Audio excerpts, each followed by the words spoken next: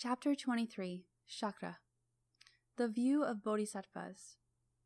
At this time, Sakra, chief of gods, is seated amid the assembly and says, "To be sure, deep is this perfection of wisdom, hard to see, difficult to understand." The Lord: "So it is, Kaushika. As infinite as space is perfect wisdom infinite. As isolated none can come close to see. As empty is perfect wisdom beyond thought and understanding." Sakra: "These beings which hear this perfection of wisdom, take it up, study, spread, and write it, are endowed with more than a puny wholesome root." The Lord: "So it is. Imagine all the beings in Jambudvipa are endowed with the ability to observe the 10 ways of wholesome action. Do these, on the strength of this endowment, beget much merit?" Sakra: "These do, O Lord." The Lord: "A person who hears, studies, spreads, and writes this perfection of wisdom begets merit other than these, as merit beyond any reach of greatness, and indeed beyond even merit itself.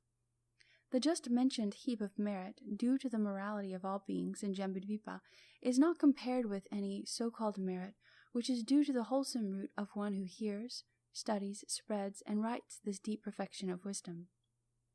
Here and now, a monk said to Sakra, chief of gods, "You are conceived of and recognized in essence, Kaushika, by a person who hears, studies, spreads, and writes this deep perfection of wisdom." Sakra: "I am even conceived of in essence and recognized by these sons or daughters of good family, who raise but one single thought to enlightenment. How much more so, as, in addition, these train to thusness, progress to thus, make endeavors regarding thus. Thus on their journey, these conceive in essence and cognize the whole world with its gods, beings, and Asuras. On their journey, these not only conceive and cognize in essence the world with its gods, beings, and Asuras, but also all the Streamwinners, once returners, never returners, Arhats and Pratyekabuddhas.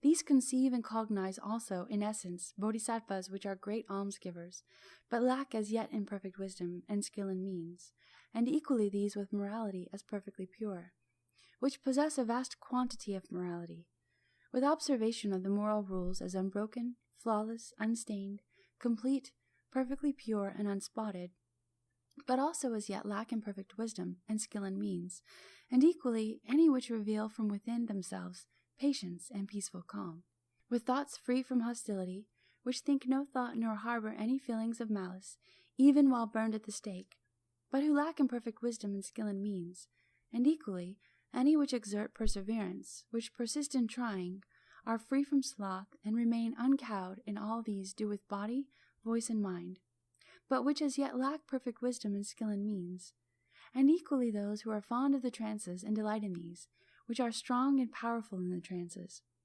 which are established in the trances, which are masters of trances, but which as yet lack in perfect wisdom and skill in means. For as one courses in perfection of wisdom as this is expounded, a bodhisattva conceives of and recognizes in essence the worlds with their gods, beings, and Asuras, conceives of and recognizes in essence any and all which belong to the vehicle of Sravaka disciples and Pratyekabuddhas, also the bodhisattvas which are not skilled in means. And all these mentioned cannot surpass one such as this, for such is this nature and profound balance struck by total equanimity. For a bodhisattva which courses in perfection of wisdom as this is expounded, which complies with this, takes up such a position so the lineage of all knowledge is not interrupted, and does not keep aloof from Tathagatas. This one's journey, as one progresses in this way, shortly reveals to one such as this the terrace of enlightenment. One training oneself in this way rescues beings which are sunken into the mud of defilement.